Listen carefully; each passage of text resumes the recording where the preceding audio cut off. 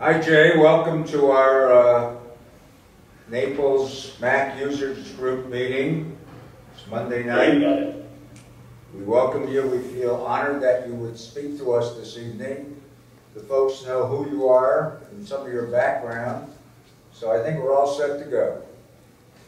Okay. I don't know who's out there, but thanks for having me, I suppose.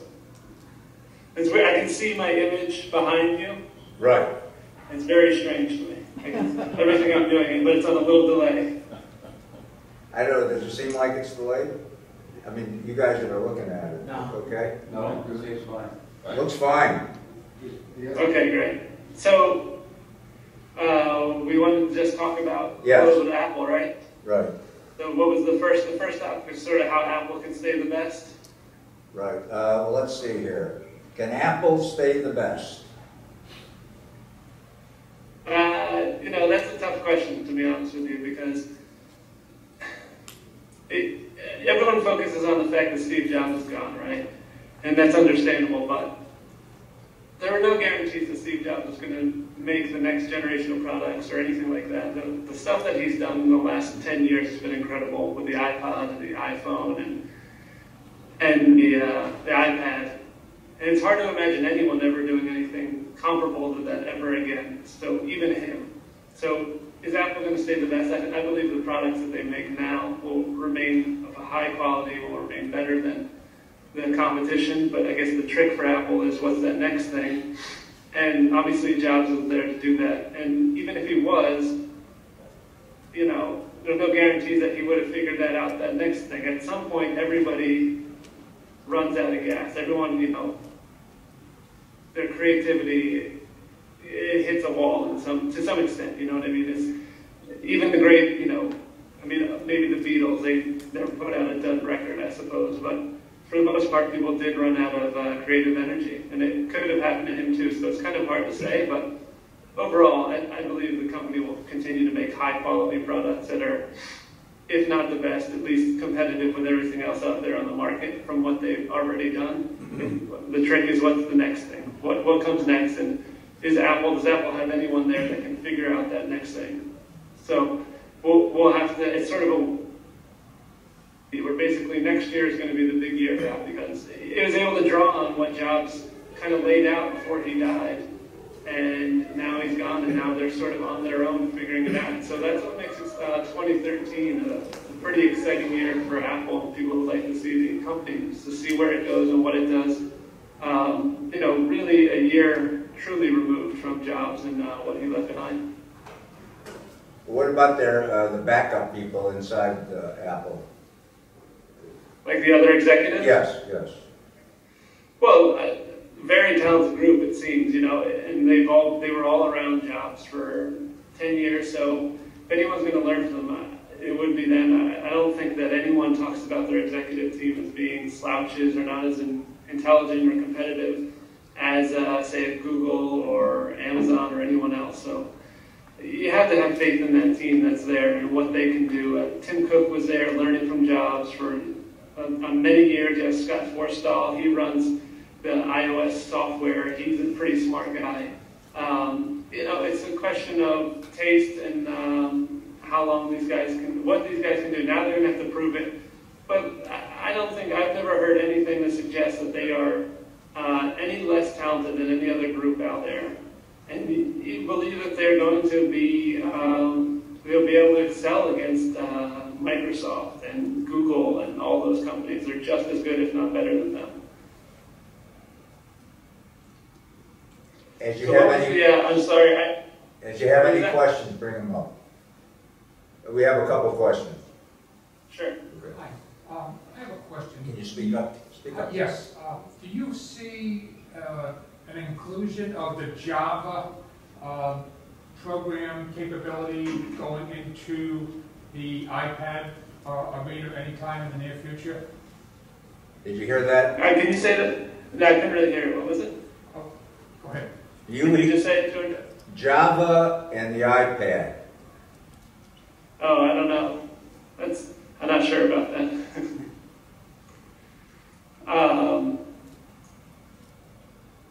Or there are other topics you want me to just sort of talk about for a while. So what was the, you caught me off guard here. I didn't get a chance to pull up the email. The mini, I have it, I can grab it. The mini iPad. The mini iPad, okay. So what's the 23rd? The 23rd is next week. So they're expected to announce it next week. And, you know, this is one of those things where it's kind of funny for Apple in the way people look at the company, because iPad obviously has been a huge success. It's logical that it would put out an iPad mini, and it should be better than, you know, Google's tablet, which is the Nexus 7. It should be better than Amazon's tablet, which is the Kindle Fire. It should be a better product, because it's just going to take the iPad, which is a very good product, and just make a smaller version of it. It's supposed to be about 8 inches across as opposed to about 10 inches across for the iPad. So we're looking for another exciting product, and here's where it gets tricky for Apple and, you know, investors and people looking at the company thinking to themselves, is this the best Apple can do? Apple raised the bar, Steve Jobs raised the bar so high that when it comes out with stuff like that, that isn't, you know, it's not revolutionary, it's evolutionary, it's an iteration of what they already have out there. People say, well, you know, is this the best I can do? It's just kind of crazy how high Apple has the bar raised for it. But I think that when it comes out, it's going to be a huge success. It's going to be very popular. I think that for people, you know, who don't want that big iPad, it's going to be a nice little tweener device. And it should have a screen that's bigger than the other tablets, like the Kindle Fire and the Nexus 7, so it'll be a little bit easier to use, a little bit bigger screen and a nicer sort of experience. Do you think they'll give up, do you think any of the features of the existing iPad will go away in the mini? You know, that's one of these questions that it seems like people are going back and forth on whether or not it's going to have the Retina display, you know, the Apple high-resolution screen.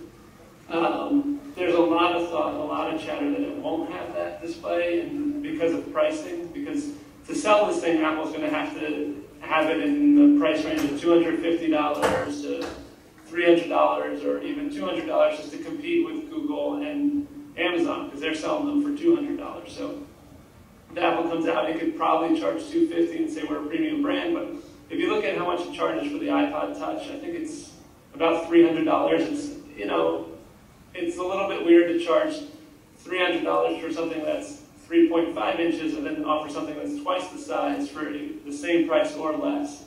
But the competitive pressure would put it there. And then because Apple, unlike Amazon, which sells at cost, or Google, which doesn't try to make money on design, on hardware, tries to sell it on make money on advertising, Apple does make money on the gadget. So it wants to be able to make money on a smaller iPad. So that would mean not doing the Retina display, which is more expensive, but doing the smaller display, or doing a display without Retina, which is still a nice looking screen, but not quite as high resolution, be a way to save money. But it's hard to, you know, Apple's known for putting out premium products and that kind of thing, so it'd be interesting to see it cut a corner, so to speak, on a product like this. But it could also be it's a first generation product, and so they feel like, we'll put out the next one with the Retina display when we can get the costs under control. So I think that's something we're going to have to watch. Any questions in relationship to these mini iPad? Do you think there'll be any trade-off from the existing customer base? What do you mean by trade-off? In other words, do you think people that now have an iPad will trade down to a mini iPad? You know, I don't think that, so that's an interesting question, and it's something I've been thinking about too, is how does it fit in? If you're already an iPad owner, do you really need an iPad mini? You probably don't need an iPad mini, but there's so many people who haven't bought iPads. You know, they've only sold, they've sold a lot of them, for sure, but they haven't sold that many that the market's saturated. So this is going for new people, new market, new people who want to buy them. And it could even be something if they're priced more affordably, something people give to their kids, or something along those lines where it's a cheaper kind of product. I think that it's expanding the line, just like when they had the iPod, and then they came out with the iPod mini. And the iPod mini was a big success and sold better than the original iPod. People are thinking about it along those lines, where this is a nice, easy to carry around. It's going to be lighter. It'll be a little bit better for reading books. It'll be a little more of a mobile device. Whereas the iPad really isn't, even though it's mobile and you can carry it around, it's really something you use on your couch a lot more than something you would, bring with you to the beach or bring with you to a park or even, carry around that much. George? Yes. Do you think it will force them to lower the price of the Touch? Do you think that will force them to lower the price of the Touch? So that's an interesting question, and that's something we've, I was mentioning, and I think that I think from a logical perspective, from our perspective, from the outside looking in, you say, well, the iPod Touch costs, and I think it's $300, and if they offer the iPad Mini at $250, you think to yourself, how can you offer a bigger tablet for $250 and iPod Touch for $300? But I think that they could argue to themselves, and I think it could work, and you just say, look, that's how much the iPod Touch costs. An iPhone is really $600, but we get it subsidized because of carriers. So the size doesn't really matter. I mean, sometimes you can charge more for something smaller because it's a lot harder to package together and make it fit. So I think that it will be interesting to see them in their stores selling two different size gadgets that do similar things at different prices like that, at different price points. It's sort of, logically, it doesn't make sense. But I think if you went into the store and they just said, this is how much the iPod Touch costs. If you want the iPod Touch, which is a smaller, more mobile package, which does a certain thing, then it's going to cost $300. If you want the iPad Mini, which is more of a content device, more reading books, surfing the web, that kind of thing, then you're going to have, it's only $200 or $250. Again, like, on the face of it, it's not logical, but at the same time, marketing, a way a consumer interacts with these gadgets, the markets that they're targeting, it could all work out and make sense. Yeah, I think once, when they made that move with the iPhone, shortly after they came out with the first one and lowered the price to $200, or was it $200 or $300? $200. Of course, they gave the rebate of $100 to the people that had bought it as a gift card. But I would think in their minds, they're not trying to necessarily logic it out and try to beat it up against the wall, against the Touch and so forth. They're going to price it at the price they think is correct for the item. George? Right, exactly. They're not going to put it in comparison to their own market. Right. A comment, the Touch, the smallest amount of memory with the Touch is 32 gigabytes. So the Mini is going to come out much smaller in terms of the memory. So that's another reason why the Touch is going to stay up there in price, I think. Did you hear what Jerry said? Couldn't quite hear it. Something about memory. I couldn't quite hear it. He was saying that the memory in the Mini will be less than the Touch, less available. Yeah, that's possible, like the storage options. Right. Yeah, that's one way to do the pricing differential. I think it sort of almost doesn't matter. Like, you wouldn't go into the store and say, I'm not going to buy the iPod Touch because the iPad Mini is there at a different price. And if you do say that, and then you go and buy the iPad Mini, I think that's okay for Apple too. I think, as long as you're walking out of the store with an Apple gadget, whether it's an iPad Mini or an iPod Touch, Apple's going to be happy. So I don't think that they think about it in the same way that we kind of are looking at it in this way. Yes, Jerry. Question about Retina displays. Do you think that they are going to be able to be integrated into the iMac desk computers? Or is there a limitation on how big a display you can build with Retina? So will the iMac get Retina display? Was that the question? Yes. Do you think there's a limit to the size of a Retina display? I don't think there is a limit to anything with computing. I think that's what we've learned. It's just a matter of time, really, right? So, they're talking about, we already have a 15-inch Retina display for the MacBook Pro. And they're going to do a 13-inch one also that's expected to be announced next week. So to get to the next 27 inches for the iMac, we've heard reports, there's been a lot of talk about it. It probably won't be until next year if it comes. But I think that it's very much possible. It's just a matter of figuring out certain things. It seems like it's very hard to make those displays, and they've been working on it and trying to get it right. There were a lot of reports that it was going to come this year, but it looks like it'll be next year. But you know, with the Retina stuff, it's kind of interesting because I haven't myself used the Retina MacBooks, but a lot of people say that the images on the web almost aren't ready for them, and that the stuff that you use in your desktop almost winds up looking funny because of how sharp the display is. And also with the Retina thing, the reason it works on like a mobile, like an iPhone and an iPad is because you keep it so close to your face that you know that crispness matters. And I wonder on the desktop how much the impact is when it's a little bit further from you. Thank you. Yes. We've been talking about evolutionary. What about revolutionary? What might come up in your mind that's different? So what was it? Revolutionary versus evolutionary? Right, right. Yes. You think there's anything? What new product that we can't imagine right now have you thought of for Apple? So I couldn't quite hear it. What was it? What new products that we haven't even thought of do you think Apple might have in the back of their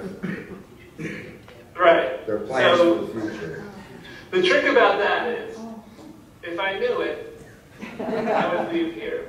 And I would go do it. Any shot? You know, I would go either do it on my own, or I would go to Apple Store in Cupertino and say, guys, I've got this great idea that you need to do. Pay me a lot of money, or just go do it. And honestly, I am, you know, maybe I'm small-minded, but it is a little interesting. It is a little bit like a funny position where you look at, you know, phones were disrupted and it made sense. And then computers are disrupted and it made sense. That these things were there for the taking. So what's another gadget that we use a lot that could be disrupted? Television. Everyone talks about Apple trying to do something with TV. And I think we all know how difficult using TVs can be and how much of a pain it would be. And it would be great if Apple did a really good television.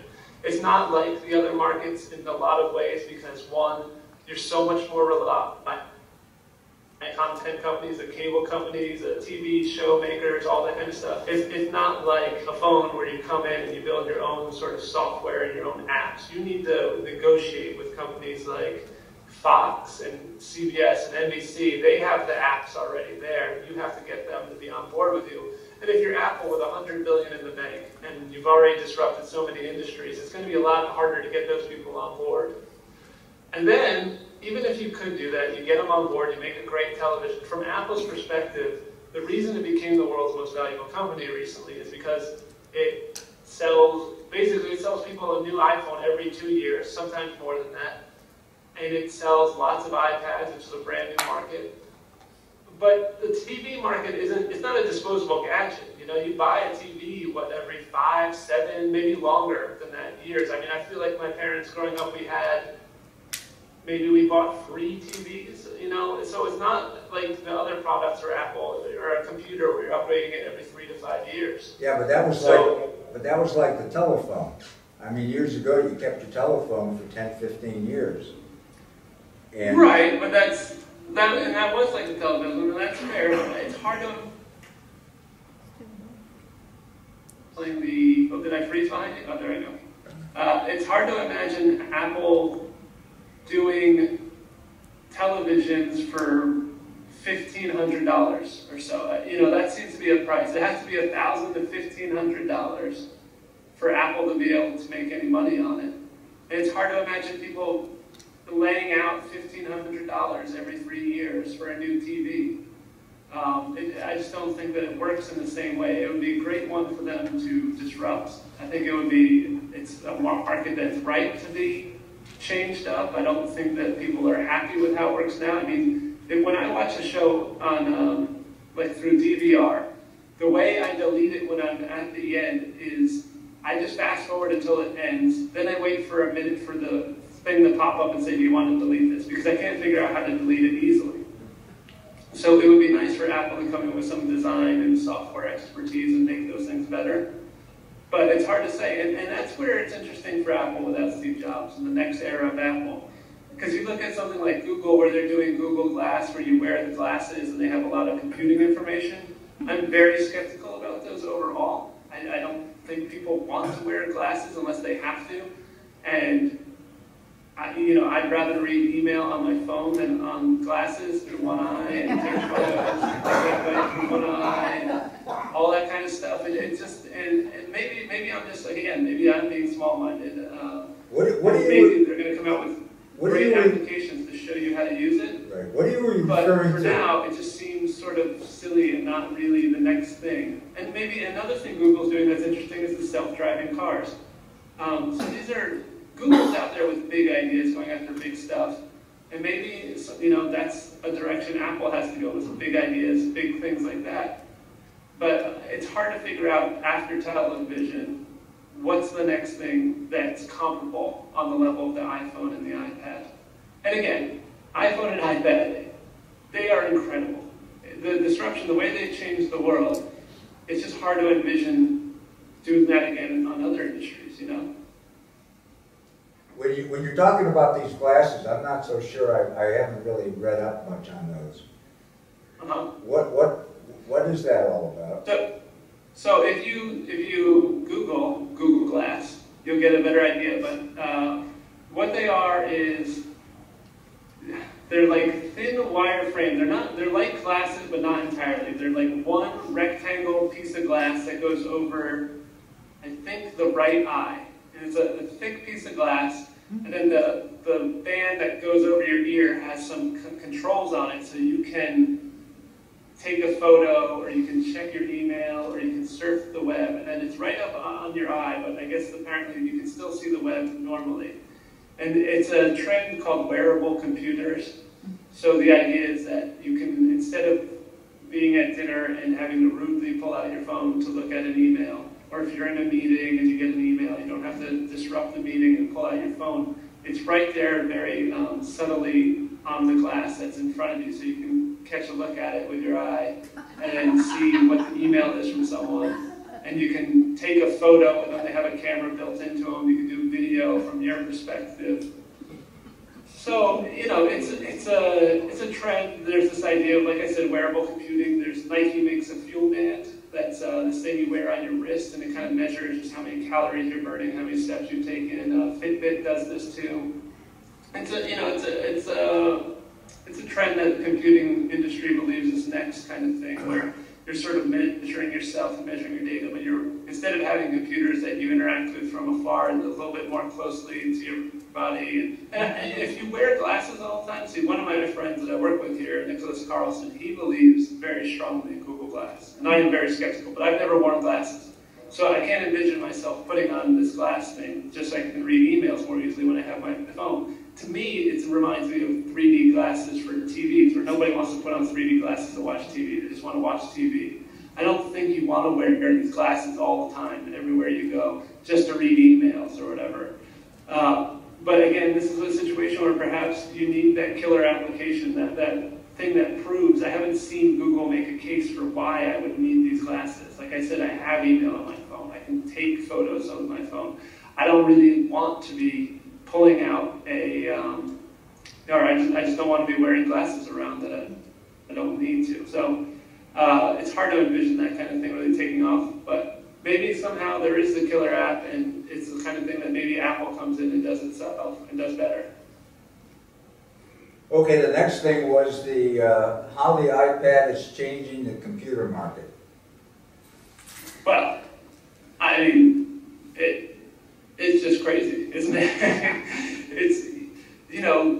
The PCs are coming out with those little netbooks for a while, and they're gone. If you look at laptop sales, PC sales have gone flat. They're not growing anymore. They've gone stagnant, but iPad sales are growing.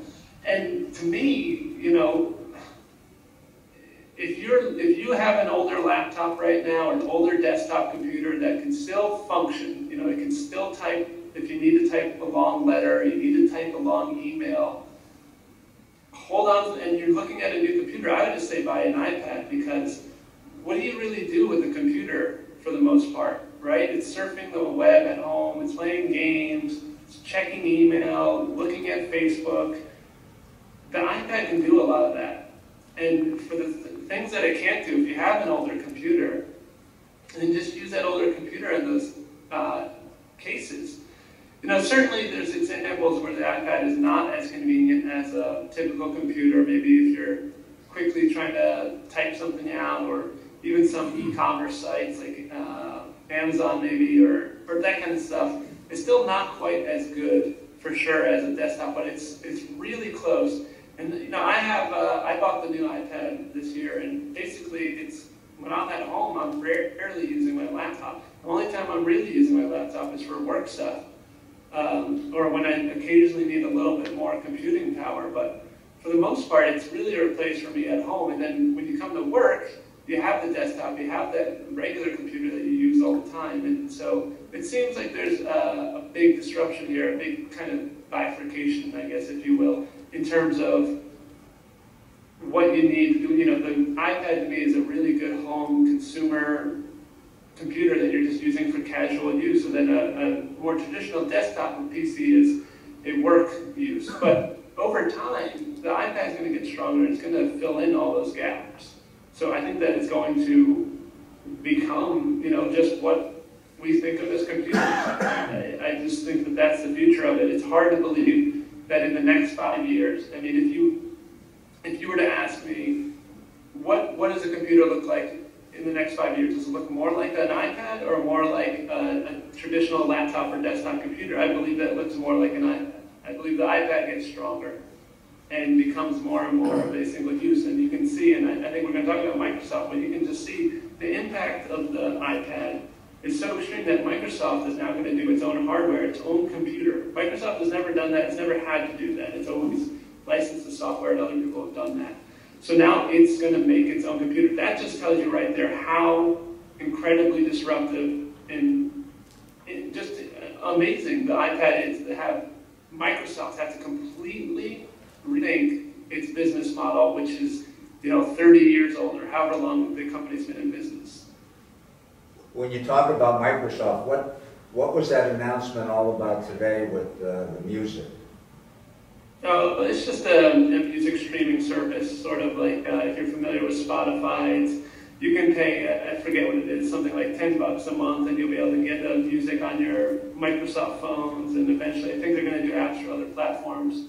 Maybe you have an Xbox, it'll do streaming for free with advertisements. It's sort of like Pandora. It's just internet radio kind of thing, plus the ability to buy some music. It's just trying to do a music service. So it's not a huge deal. I mean, nobody seems to, everyone tries to do something in music and nobody seems to make money. It's not, I don't know. Maybe I've gotten older and I don't listen to music as much, but I find that music is less and less, it's not that huge a deal to me. So iTunes is not conducive to all those products, Xbox and so forth? iTunes, no. iTunes is pretty much locked into Apple. You know, it's only on iPhones and it's only on iPads, and you can download it to Windows computers, and that was a big thing for Apple, was that it used to be, initially, iTunes was Apple computers only, Macs only, but then they convinced, you know, I think it was basically other Apple executives that had convinced Steve Jobs to put it on Windows computers, and then once they did that, they were able to sell a lot more iPod, because you could sync and manage your music collection on your PC, and since the vast majority of the world, something like 95% of people have PCs, that was pretty smart. Do you have a MacBook Air? Yes, I have the 11-inch MacBook Air, the little guy, which I like a lot. It's easy to carry around. I don't need a lot of screen, so it's pretty nice. Do you use any of the pro applications on it? I use Photoshop Elements, which is sort of like the junior version of Photoshop. Right. But I don't use Final Cut or anything like that. Any questions? Yes. Do you see things like AirPlay obsoleting computers? Like AirPlay is not good on a Mac that's built before 2011? What was it? Something about AirPlay? Yes. Yeah. And how it's obsoleting older Macs and Airbooks and computers in general. I don't think you got the question. Can you come up Can here? you just say the question? We're going to get him up here to speak. My question is on AirPlay. Let's put my ear like this. Okay, I'm not sure where the speaker is here. Right here. And the question is on AirPlay and how AirPlay, when you want to use it on an older Mac or a Mac Air or an iMac, it's not compatible with anything built before 2011. And what do you think of technology like that that's going to drive the computer business where we have to go out and replace computers? I mean, if we get a great app like AirPlay, you just got to buy a new computer. Yeah, it's annoying from a user perspective for sure, but unfortunately it's just the way things are, you know. It's curious. I don't know if it's either a truly a technological thing where they really, you know, the computers can't support for whatever technological reasons AirPlay and what it does, or if it's a marketing thing where they want you to go out and buy those computers because of that. But I think that that's unfortunately just the way computing technology works, is that, you know, things get obsolete quickly. I mean, you think about how quickly an iPhone, the original iPhone, became blown away by the next one where it had 3G, and now I think the iPhone 5 really excels past the other ones with features that are native to it. For instance, the iPhone 4S had Siri, and the iPhone 4 couldn't support Siri. So these are either marketing from Apple's perspective to try and get you to buy those new gadgets, or there really is a technological hurdle where they believe the performance of the device is not going to be at a level they want it to be on the older machines.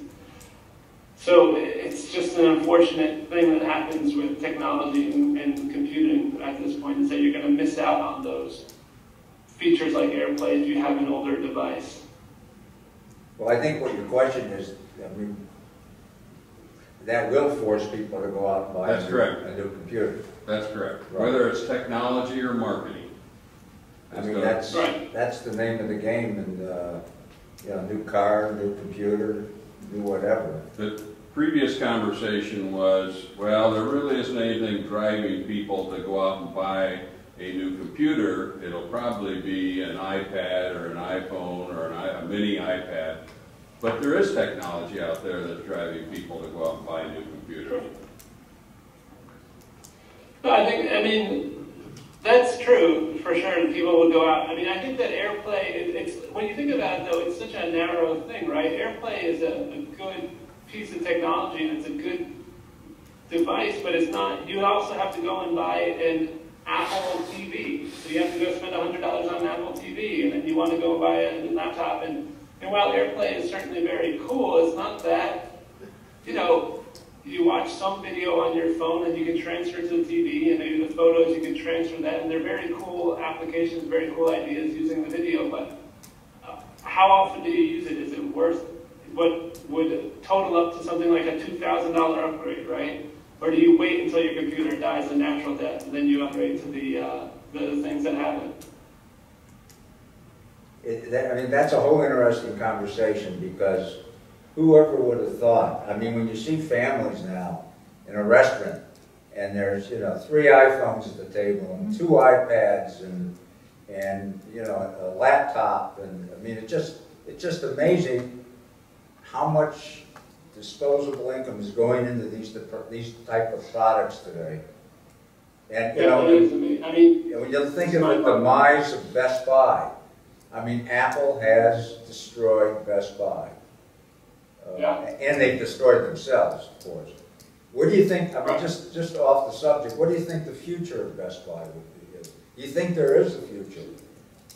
it's hard to, you know, I don't really pay that close attention to Best Buy, but it's hard to, I don't even know what you go there for, right? I guess you can buy computers there. They're sort of unfocused and they're all over the place, it seems like.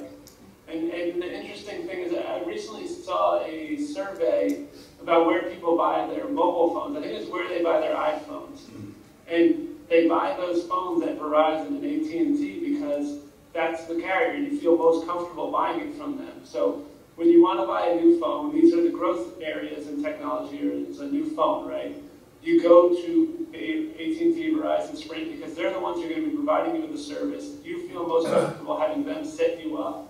If you're buying a new computer, and you're buying an Apple computer, you go to the Apple store because you're going to feel most comfortable because they're the ones who do it. Now Microsoft is doing its own stores too. So if you're going to buy a Microsoft-based computer, in theory, you go to a Microsoft store, not a Best Buy.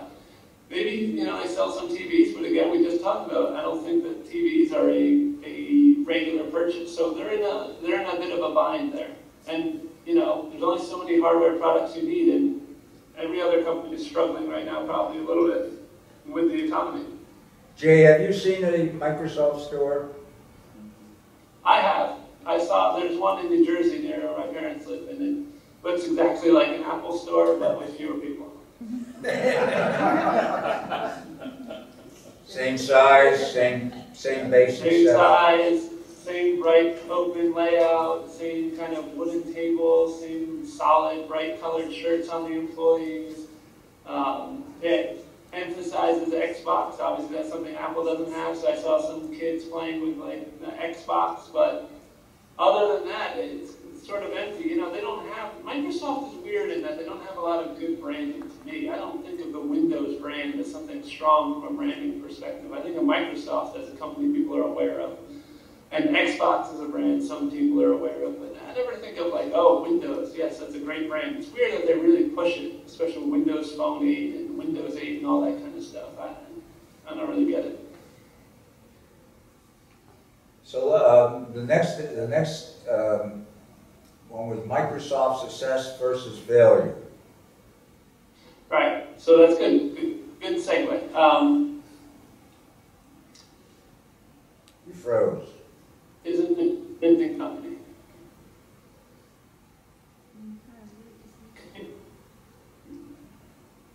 Still frozen? A little bit. Am I back? Yeah. Back? Getting there. Okay. Well, we're about to talk about Microsoft's success and failure. This is something that we can talk about with Apple's failures. Look at this FaceTime. Reason. It's supposed to be a great thing. You know what? This is something it's good to talk about anyway, as long as the video frames are working now for you. Is that Apple, think about it, you and I, we tried doing this as a test, and we used a message on the laptop, and it was supposed to be easy, but we couldn't figure it out.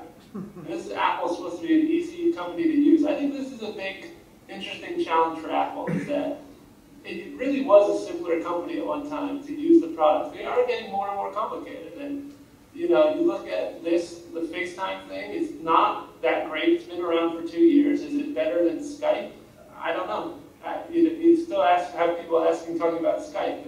They talked about that they were going to make an open software for everybody to use so that it could be spread, it could be everywhere. Haven't seen that happen.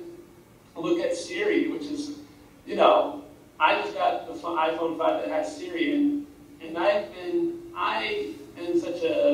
I'm a dedicated Apple user, so I've been figuring it out and playing with it. But my wife isn't invested at all. She's not interested in learning that stuff, and she tries it out, and she just thinks it's awful. It doesn't understand what she's saying. It takes too long to respond. So and that was something that they really marketed. They really pushed hard, and now you look at it, and it's not. When people get it and they see those ads and they go, this is going to be great, Apple's been selling it and I trust Apple, and it doesn't work, it's pretty bad for Apple's brand, I think.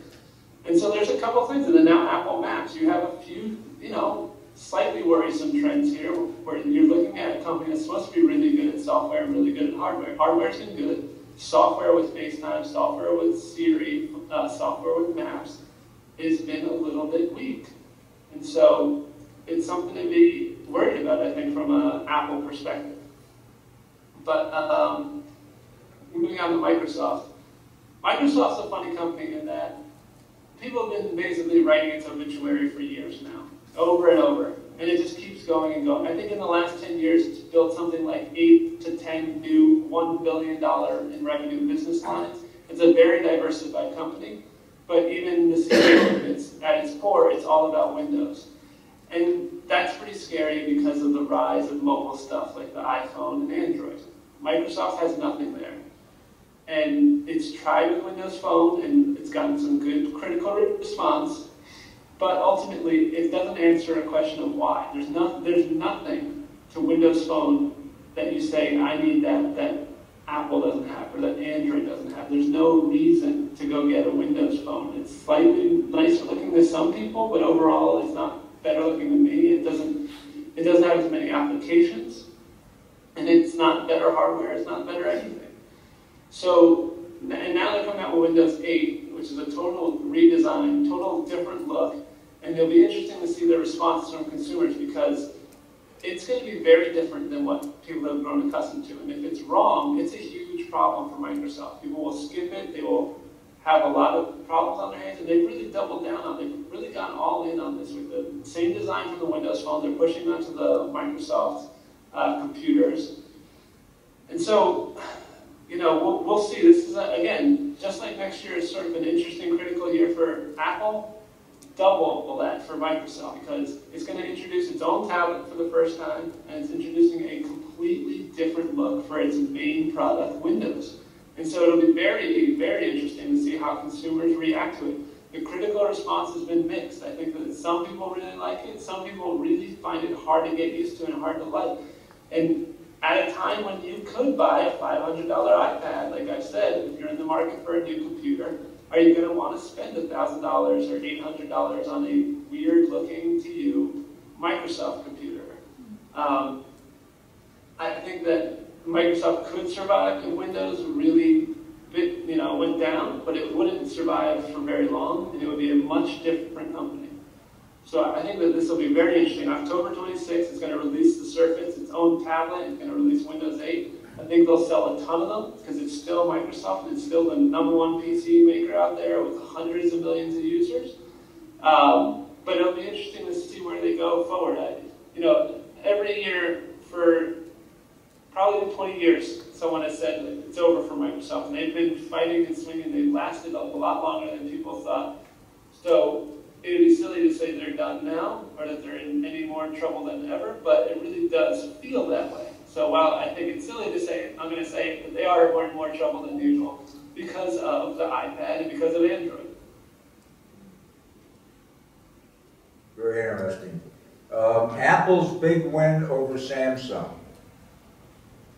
That kind of stuff, to be honest with you, is, I don't think it means anything. I don't think it means a thing. You get a court to say that you get a $1 billion judgment, and then it's going to be challenged by Samsung, it's going to be challenged in the courts, and there'll be another bunch of years before we hear anything, and maybe it'll get knocked down, maybe they'll get the money, maybe they won't, but the last thing Apple needs is money. I mean, it literally has more money than it knows what to do with. It has over $100 billion in cash, and it started issuing a dividend and saying it would buy back shares. And when a company does that, it's kind of a sign that it has more money than it knows what to do with it. Because if it knew what to do with it, it would go and invest it. It would go buy something, go do something invested in its own self in a different way than buying shares. It would be kind of putting it towards building new products instead of just sort of giving it back to shareholders, in my opinion. So it doesn't need $1 billion from Samsung. What it could have an impact in terms of court cases, how Samsung products get developed and what they look like going forward in the future, and trying to avoid some of Apple's design feel and look and all that kind of stuff. But I mean, some of the stuff that they want is just, it's ridiculous. It's rectangles with rounded corners. How is that patentable? How are these things patentable, some of these things? It's just sort of insane. And the swipe to unlock, and these things that have been sort of, Samsung has worked around them already, Google has worked around them. If anything, in a weird sort of, way, I don't want to overthink it and be too contrarian here, but the cliche is that it's actually good for Samsung because now it forces them to think in a different way, and not try and copy Apple. You're not going to beat Apple by copying Apple. You're going to beat Apple by coming up with something better than Apple. And the funny thing about Apple suing is that Apple steals and copies and does other stuff all the time itself. The notification center that's at the top of the iPhone now, where you drag down and you can see the way new emails or new alerts come in, that was something that was on Android. They straight up stole that from Android. So it happens on both ways. And I can understand Apple's anger with Android, the way it used to look before the iPhone came out, and Samsung in particular is notorious for these kind of things. But where do you draw the line? If you've ever seen a Honda Insight, which is their hybrid, it looks exactly like Toyota Prius. I'm sure Toyota hates that, but it happens. If you look at sneakers, there's designs out there in sneakers. Nike comes up with a design, and then all these other companies go and steal it. You know, it's just sort of the way the world works, unfortunately, I suppose, is that you come up with something successful, and then other people copy what you've done. Nobody, you know, you become successful and remain successful by thinking of the next thing and not going and trying to prevent someone from copying your thing. Don. Do you think in Apple there's a future for those of us who like to have, say, a Mac Pro or a Mac Mini and not have to buy a new display every time we buy a new computer? Is there a future for the non-MacBooks and non-iMacs at Apple? They did not reduce. It's been a long time since they had a Mac Pro, and they did not issue another Mac Mini this year. So, Mac Mini, there's a report today saying the Mac Mini is coming next week, actually. There's going to be an update to the Mac Mini. And the Mac Pro has been a long time coming for sure, and I think that is going to be updated next year because a prominent writer complained about the lack of a Mac Pro, and he's a developer for iOS, and he probably knows a lot of people at Apple. He's interacted with a lot of them, and I think after he complained about it, he updated his story saying he'd heard from people at the company that they are going to be working on a Mac Pro update. But those things, the Mac Mini and the Mac Pro, they're just not priorities for Apple. So they will update them and work on them, but they're not going to be, you know, they're not getting the same love and care that the iPad or the iPhone are getting. Yeah. Thank you. We have to prioritize your energies. I mean, that was the first thing when Steve Jobs came back, it was sort of put a chart up there that had 4 products and sort of did that. I mean, it's still, I think a year or 2 ago, Tim Cook said something along the lines of, they're a huge company, huge valuable tech company, but you can still take everything they make and put it on like a kitchen table, which is fairly true, I think. You know, the main products can all kind of fit on one table. So considering how much money they make and what a huge company they are, it is sort of impressive that they still have enough focus for that. Any other questions? Well, Jay, thank you very much. Oh, thanks for having me, guys. We really enjoyed it. Thank you. Yeah, Thank you. Have a good evening. All right, you too. Thanks, guys. Thanks.